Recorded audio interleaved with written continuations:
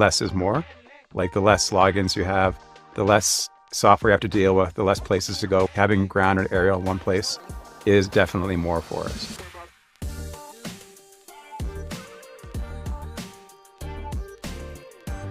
My name is Albert Zelps.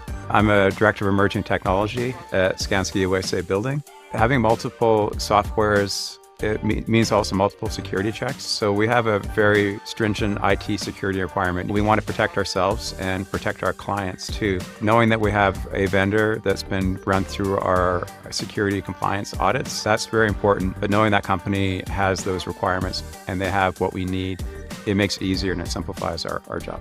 So having our drone captures and our ground captures in the same location will allow that data to relate to each other, as well as be harnessed together. All of our pilots were saying, why can't we use DroneDeploy? It is the Cadillac of drone softwares. So now the two softwares coming together with that culture of listening to the users and then also having like first-in-class software, that's going to be a perfect storm for us. So when we have a client and they want to see photos, we don't need to have multiple passwords. As long as you get into Procore, you can get into DroneDeploy.